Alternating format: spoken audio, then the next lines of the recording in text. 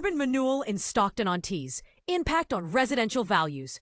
Right, let's talk about Stockton-on-Tees. Yes, that often overlooked town nestled in the northeast. For years, it's been in the shadow of nearby hotspots like Newcastle and Durham. But recently, the winds are changing, and if you're in the property game, like me, your ears should be perking up. Now, I'm not just throwing buzzwords around when I say urban renewal. This isn't another coat of paint effort. Stockton's regeneration has been, well, actually impressive. Let me paint the picture. The High Street? It's not just getting a facelift. It's getting a total overhaul. There's a bold, some might say risky, move to demolish the Castlegate Shopping Centre and replace it with an urban park. That's right, more green, less gray.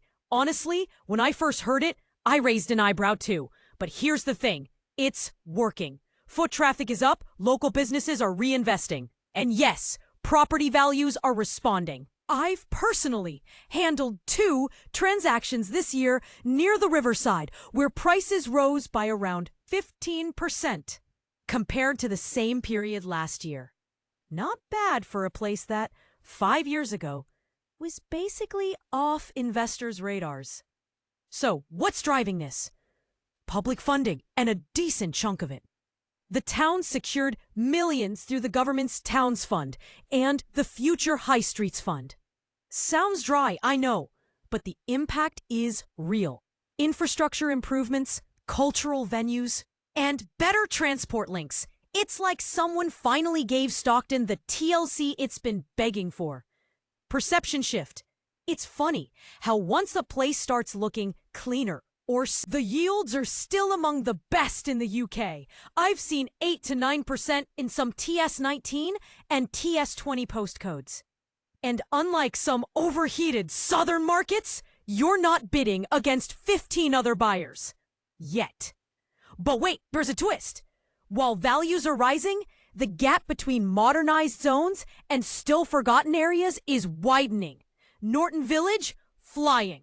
Thornaby, mixed. Some streets have jumped in value, others not so much. You've got to know where the regeneration money is actually landing. Here's a quick-ish story. Last summer, I had a semi in Heartburn on the books. It needed a bit of love, sure, but the location, close to the new cycle paths, and 15 minutes walk to the High Street redevelopment was gold. A local couple offered $10K over asking after 1 viewing. Why? We want to get in before prices go nuts. Their words, not mine. The property was $155K. 6 months later, a near identical one a few doors down went for $172K. Same layout, same condition. Boom. So what's the play here? If you're a first-time buyer, this might be your window. If you're a landlord, watch for BTR, build to rent creeping in, because it will.